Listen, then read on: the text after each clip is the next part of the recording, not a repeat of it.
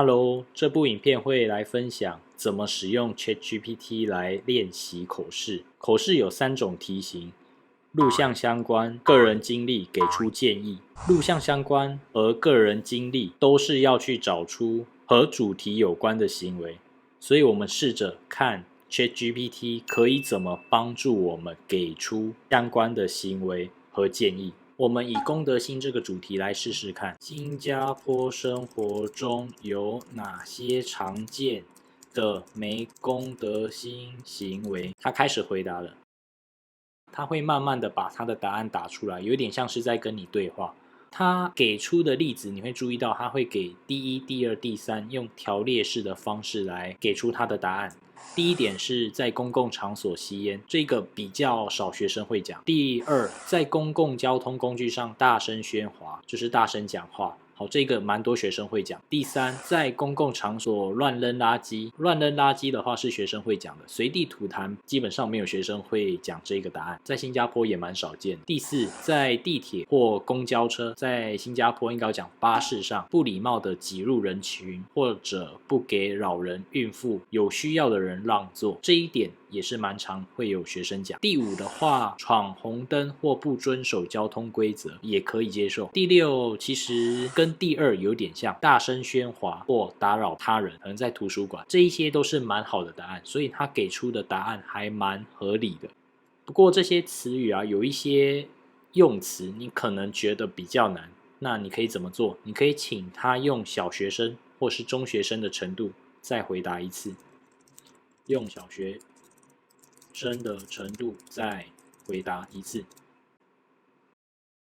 里面还是有出现一些比较难的词语，不过整体上你会发现它给的句子是比较短，然后用词尽量去用小学生可能比较有机会用到的词语。在使用这一些例子你再去说的时候，比如说老师会问你说，你曾经在生活中看过什么没有公德心的行为？题目你就可以试着拿其中一点去把它完整的说。那这一点的话，可能就是要用我，就是第一人称来回答。你可以试着拿其中几点来练习说说看。你说完之后，想知道有没有更好的答案，你也可以请他给你一些参考答案。比如说，用第一人称把第二点改成你看到没有公德心的行为。有一次我在公共交通工具上看到一个人在大声吵闹喧哗，他似乎在和他的朋友聊天，但是声音非常大，已经吸引了周围乘客的注意，这让我感到非常不舒服，因为我希望在公共交通工具上能够安静的休息或工作。此外，这个人还占据了2个座位，而且并没有给其他人留下足够的空间，这让其他人无法坐下或者非常不舒服。这是一种非常不礼貌和不文明的行为，因为它不仅干扰了他人的休息和舒适，还违反了公共秩序和规定。我认为我们应该尊重他人，并且保持良好的公共行为，这样我们的社会才能更加和谐、友好和有序。答案整体没什么问题，但里面还是会有一些比较难的词语，而且这个回答是比较长的。他在描述他看到没有公德心的行为是没问题的，这是你可以去学习的。后面的看法可能可以稍微再简短一点，再回答一次，简单一点。好，这一次你会发现他给的答案就简短很多。有一次我在公共交通工具上看到一个人大声说话，声音很吵，他也占用了2个座位，而不给其他人留空间，这让其他人坐得很不舒服。这是不礼貌和不文明的行为，因为它影响了他人的休息和舒适，而且违反了公共秩序和规定。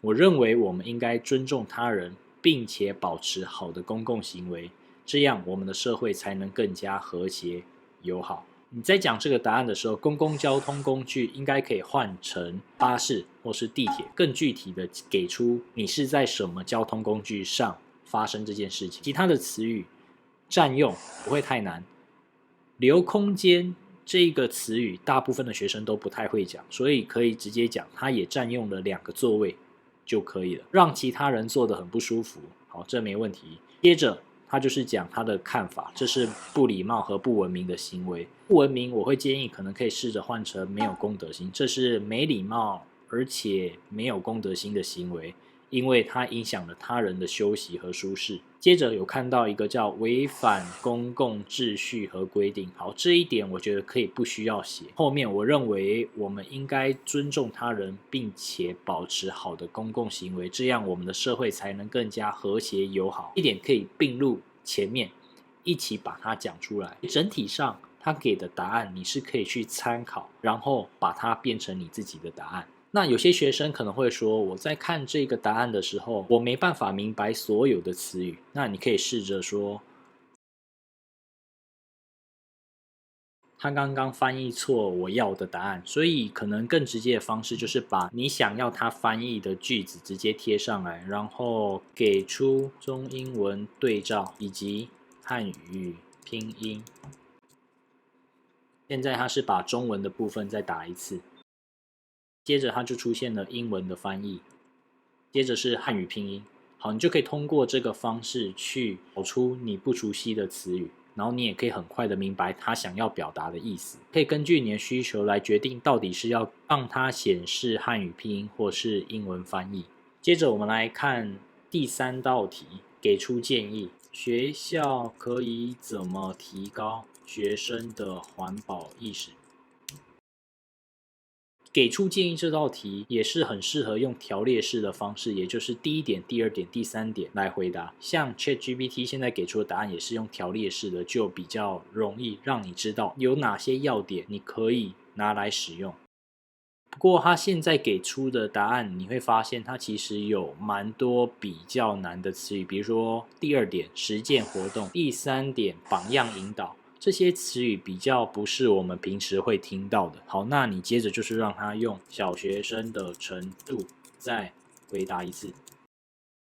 这一次他就简单很多。第一，班上的老师可以教我们有关环保的课程，告诉我们怎样保护环境。第二，学校可以组织我们参加环保实践活动。好，那这边可以讲成参加和环保有关的活动。例如垃圾分类、种植绿色植物。这里我会讲节能减碳，但节能减碳也是比较难的，所以你可以讲例如垃圾分类、种植绿色植物就可以了。好，第三，学校可以设立环保榜样，基本上就是找出有环保意识的同学，让学生以他为榜样。第4点，学校可以在校园内建设环保设施。好，环保设施比较难，好像这一点如果你不知道，你可以直接把它拉出来。第4点，或是直接问他环保设施是什么，用小学生能明白的方式来解释。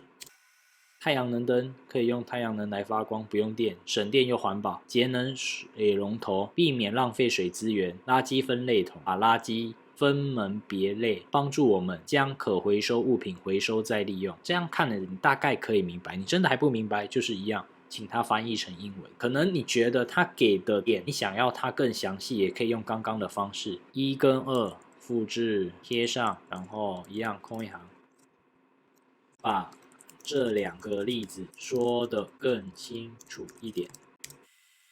这一题它就讲得更清楚，不过里面它出现了几个比较难的词，再回答一次，简单一点。